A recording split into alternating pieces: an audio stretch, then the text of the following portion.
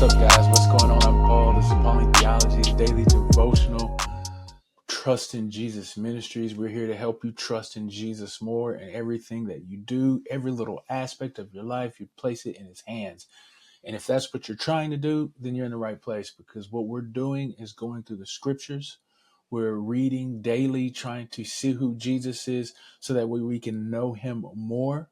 And when we know Him more, we trust Him more. And when we trust Him more, then things in our life, though they may be like chaos around us, will seem joyful and peaceful because we know that Jesus is in control.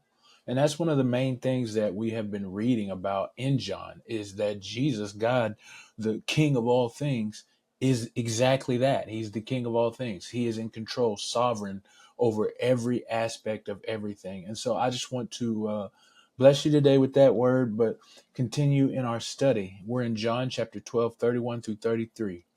In John chapter 12, 31 through 33. If you haven't read it yet, go ahead, stop the tape, see what it has to say, check it out, and then come back and we'll answer the 4 questions. If you have already read it, then we're going to go ahead and jump on in, man.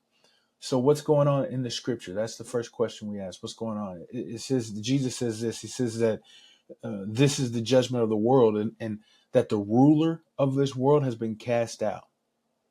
And he says, and if I'm lifted up, then I will draw all people to myself. And he says these things was a signifier, or was talking about the death that he was about to have to die. And so Jesus says this, that the judgment of the world has come. And that judgment is the casting out of its ruler. And Jesus is going to destroy sin, death, and Satan. And how does he do it? He says that if he's lifted up, he will draw them into himself. Now, we've heard this before. I believe we've heard it twice before, one with Nicodemus when Jesus speaks with him, and one with the Pharisees. And both times he says that when he's lifted up, the first one was like Moses. He said the staff, that people will be healed if they look upon him. And the other one was that he would draw men to himself if they lift him up from the ground.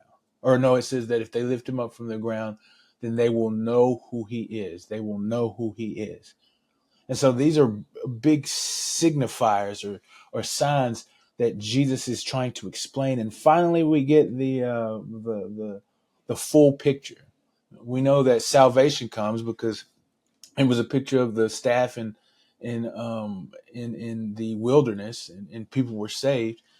And then we also get the fact that it is something that is going to show who he is, his nature and his character. But now we actually see what it is that is going to do these things. And it is his death. It is his crucifixion, being lifted off the ground. This is a major thing, because it talks about this is the glory too that he's going to receive, the glory that is to be shown in him, that the Son of Man be glorified. And this is through death.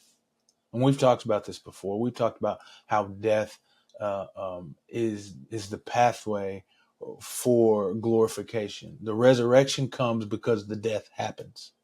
The resurrection comes, and that is a part of the glory as well. It's his death and his resurrection. But because he is dying and because he is raised, this is the method and the mode by which Satan is defeated. The world is defeated. You see, we saw that they tried to make him king in a couple of passages. He had to get away because they thought it was about war. We also saw that they were crying out, Hosanna, save us, the king who comes, and he rides in on a donkey instead of a war horse, because he is a peaceful king, even though he will win the war. It is through peace, and that is the laying down of his life. He's a different kind of king. And this is how Satan is defeated. This is how the world will be overcome. And we talked also a little bit in the last episode about the nature of a servant of Jesus. He says that where he is, his servants will be, meaning a way in which that his actions, the things that the servant does, mock or mimic the thing that Jesus does. And so the same way here is an example of that, is that if the war is won by sacrifice, then I think that calls for us to have to sacrifice as people of God. Now, that's an application, and we're going to get into that a little bit deeper. And so I want to talk about who God is in this scripture. What does it say about God? It says that he's a winner. Jesus is the winner. He's the king. He's the one that controls everything, and he has defeated Satan, sin, and the world, death. He has defeated it, man. He's the winner. You want to be on the right side, be on the winner's side, and that's the side of God. What does this say about man? Well, I think it says that we should recognize the battle's won because the ruler of the world's cast out, man. Satan has been defeated. Death has been overcome. That's the resurrection. So as mankind, we should recognize this. But also, again, like I said, as men, we should be servants just as Jesus is a servant. Sacrifice just as Jesus has sacrificed. And how do we apply these truths to our lives? Well, take a look at your life. Examine it. See where you're sacrificing. Are we doing the thing that Jesus is doing?